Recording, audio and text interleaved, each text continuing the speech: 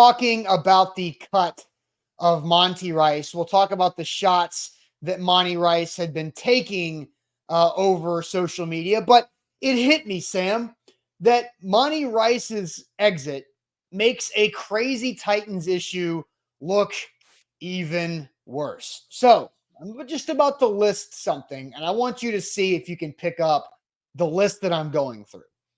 Isaiah Wilson, Christian Fulton, Darrington Evans, Caleb Farley, Dylan Radins, Monty Rice, Traylon Burks, Roger McCreary, Nicholas Petit-Frere, Malik Willis.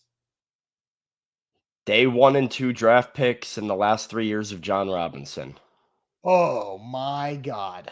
Like, talk about life and God, man. Good Lord. That is about as bad as it could possibly be. Honestly, it's so bad, it's somewhat getting impressive on how bad it is. Those are first through third round picks of Jon Robinson's from 2020 to 2022. And hence why the Oh, Titans are 4-8. Hence why Rand Carthon couldn't fix this in one offseason. Hence why this roster's that has issues all over the place, right? And like there's needs all over the place because when you go 3 years in a row of missing on all 3 of your first and second and third round picks, you're going to end up with a bad football team. You cannot augment that in free agency in the trade market. And it is what, I mean, that is what that is, right? The draft is the most simple and pure way to look at NFL success and consistency of an organization. Sometimes there's anomalies. The teams that draft well generally do well. The teams that don't draft well generally stink. And the Titans have stunk because they've stunk at drafting recently. Yeah, it's crazy. And it thrown in there is the trade of AJ Brown, obviously, and as well. You had Christian Fulton, who's had like the most roller coaster horror ride at any theme park. And then Roger McCreary is like the only guy that's given you consistent production. Somebody even said he's got alligator arms and he's the diamond in the rough.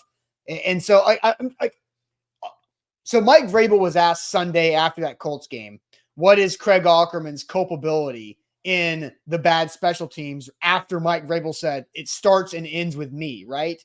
So now I'm starting to think, what is Mike Vrabel's culpability in the Jon Robinson draft picks that failed like this?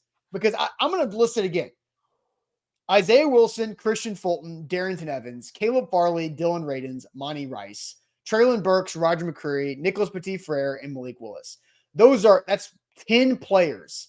10 players drafted in the top 3 rounds 3 years in a row. And like you've got Roger McCreary as the best of that so far. Like, what is Mike Vrabel's culpability? Only Christian Fulton and Roger McCreary have even like had significant impact, really. I mean, a lot of those guys have been like guys that have played part-time, but none of them have been starters other than Fulton and McCreary, really. Like, there's a lot of just irrelevant names right there, or guys who are part-time players. And, part-time players are part-time players. You can have a nice NFL career being a, occasional fill-in starter and good backup in the league. But when you're a first 3-round draft pick, and all you're getting is backup caliber players in the first contract, that's not a good sign for a team. Yeah. Some of these guys aren't even backup players, Yeah. And as Nate says, the only impact Christian Fulton has is on the injury report, Sam. And there he is again. He's been MRI this week. Fulton, as bad as Fulton has been this year, he has been good when healthy in the previous seasons prior to 2023. This year's been a train wreck for him. But outside of like the injury, the occasional, like not occasional, like kind of frequent, but like soft tissue problems, Christian Fulton did play a lot of football games as a starting cornerback for the Titans. So I would say he had an impact as a starter with Tennessee. Yeah. And so a couple comments here. You got Borks that you're going to go to? Well, yeah, Borks. And so, these all go together. So we'll just say this. Bork says he seems like another failed personality evaluation from J-Rob. Was he drafted the same year as Panda? the personality thing is something that Austin and I were talking about yesterday, right? When you look at Monty Rice coming out of the draft, had 3 agents before he was even drafted by the Titans. And so you want to look at a guy's personality. You might look at some of the red flags that were attached to him as well, of this sort of inconsistent personality. But Trey wants to know why J-Rob was, or how J-Rob was so bad. And honestly, Austin, in my opinion, and this is what I've heard, I have heard that Jon Robinson ignored the advice of his scouts quite frequently.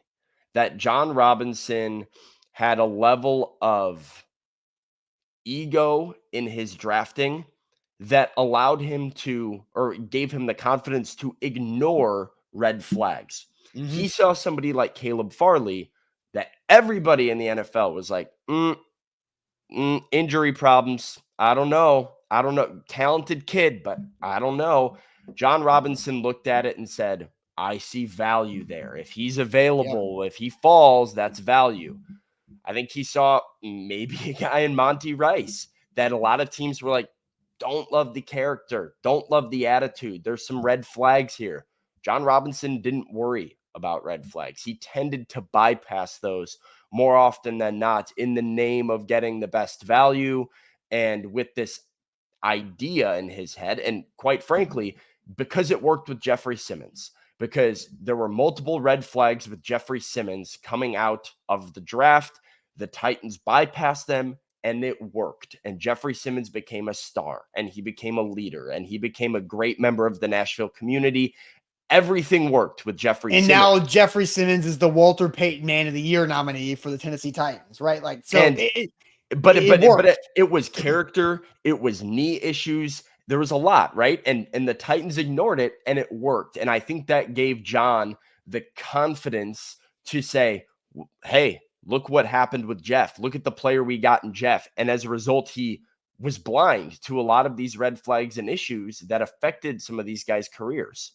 Yeah, and so on the Big Jeff thing, like Zach and I talked to somebody that we gained a relationship with at Mississippi State that was around Jeff Simmons a lot and was within that program day in, day out.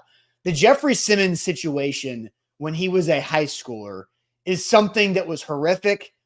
Big Jeff was in the wrong, but the details surrounding the entire situation on both sides were equally horrific.